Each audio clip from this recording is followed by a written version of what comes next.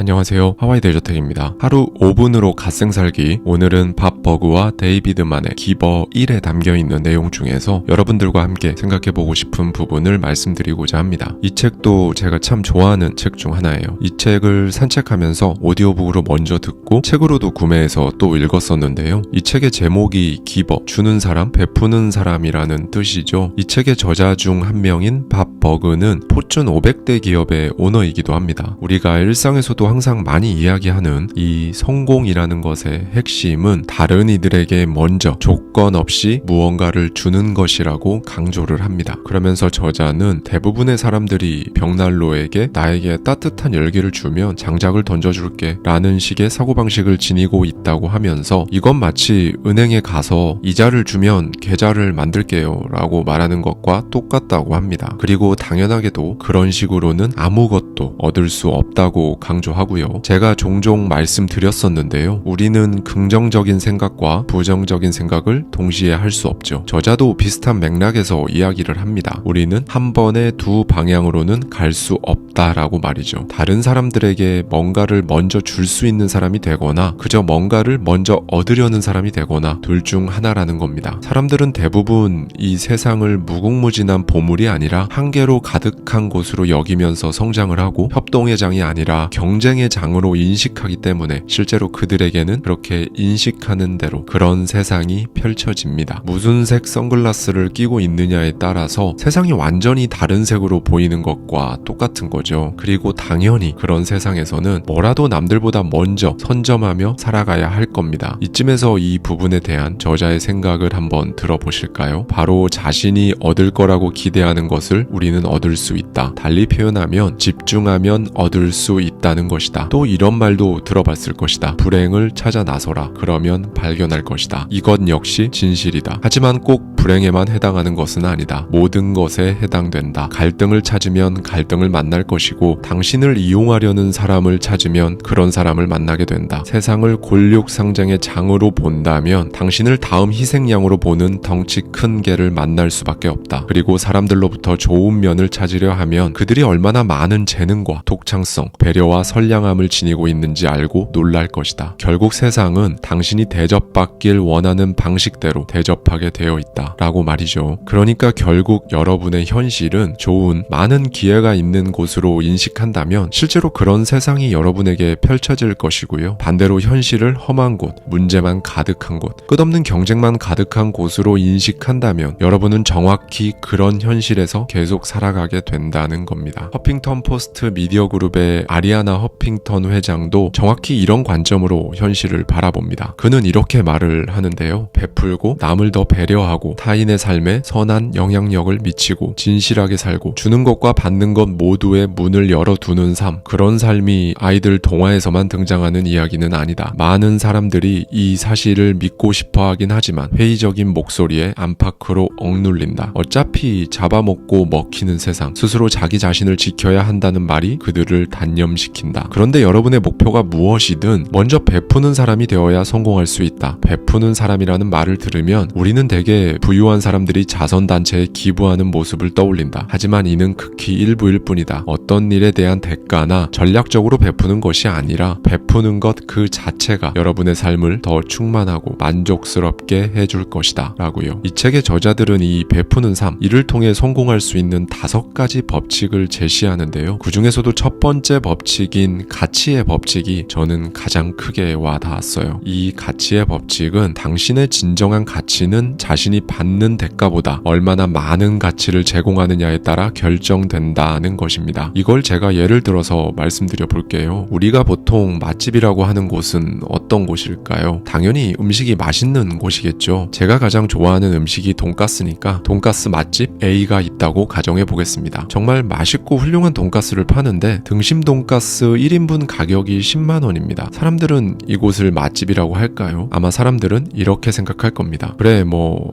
맛있긴 한데 그건 인정하는데 그 돈 주고 먹기는 좀 무슨 돈가스가 10만 원이야 라고요. 반면에 B 음식점은 조금 전 A 음식점에 비해 엄청나게 훌륭하고 맛있는 정도는 아니지만 그래도 괜찮은 수준의 돈가스를 팔면서 같은 메뉴의 가격이 6,000원입니다. 그럼 이렇게 생각이 들죠. 와, 이 가격에 이 정도 퀄리티라고? 진짜 여기는 대박이다 라고 말이죠. 결국 이 음식이 맛있다, 훌륭하다 라는 것은 음식의 가격을 기준으로 판단이 내려진다는 겁니다. B 돈가스 집은 저자들이 말하는 자신이 받는 대가보다 더 많은 가치를 제공하는 곳이기에 사람들로부터 맛집이라는 가치가 부여되는 겁니다. 오늘은 이걸 꼭 기억해 주셨으면 좋겠습니다. 여러분은 현실을 어떻게 인식하고 계신가요? 여러분에게 현실은 좋은 곳인가요? 그저 험난하기만 한 곳일 뿐인가요? 그리고 여러분들의 그 현실 속에서 여러분은 어떤 가치를 지니고 있는 사람인지 한 번쯤 생각해 보시는 하루가 되셨으면 좋겠습니다.